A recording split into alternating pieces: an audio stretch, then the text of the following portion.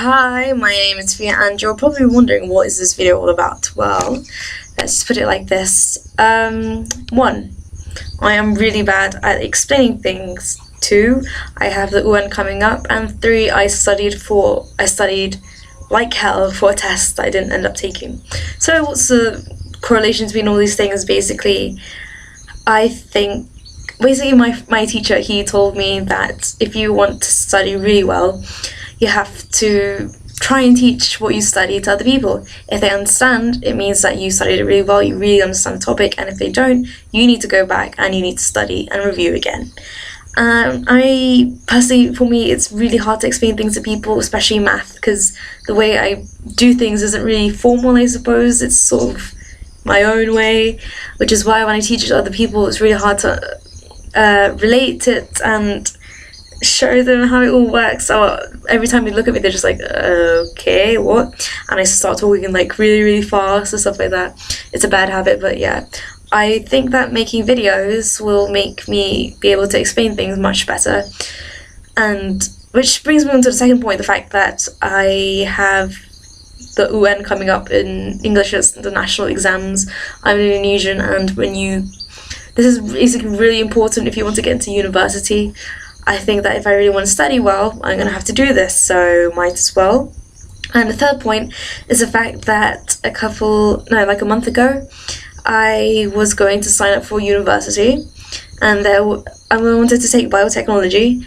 I was going to take the tests like a couple of days ago, but that did not end up happening. It's kind of like a different story, but let's not go into that. Basically, all the material that I learned was partially college material, which is really interesting, to be honest, and I think that instead of letting that knowledge go to waste, I mean, I feel like I've benefited from it a lot, but I think I want to help other people too for this, so yeah. Basically, that's what it's going to be about. Not only would this help me, but hopefully this will help other people if they watch it. Probably not, but let's see. And I think this is a really good way to express my ideas. So yay! I think I should be talking about the first topic as well. This has been on my mind for quite some time. By the way, it's a lovely day outside, just saying. I'm on my balcony at home. I was going to say that obviously we all know how people are going to go to Mars, right? I'm not actually sure when, but basically people have to sign up for that. And I also recently heard that there was a test. I think they sent like a ship and it ended up crashing, which is why this thing got postponed.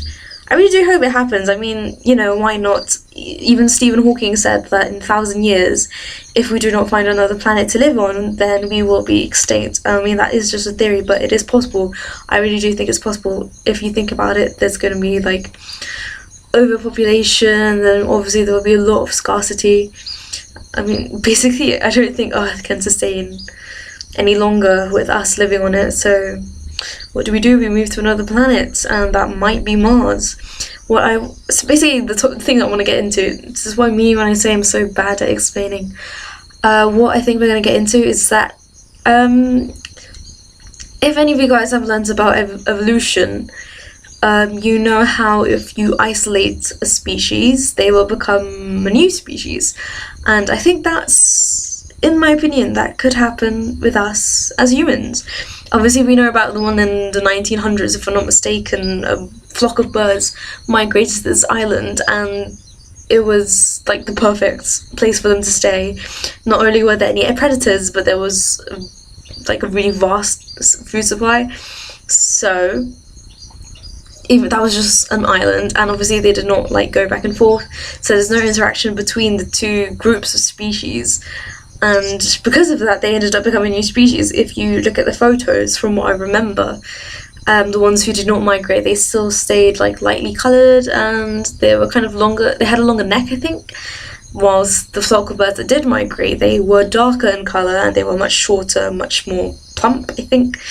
I'm not really sure, but yeah, that's basically it. And you see, the reason why we haven't become species, I mean, why we have not differed into different species so far, is because we interact a lot. I mean, obviously even despite the fact that we're in different countries and stuff like that, obviously maybe some people from London might go to Russia or something like that, and then basically we all interact. Obviously there are like multiracial families and stuff like that, basically a lot of interaction.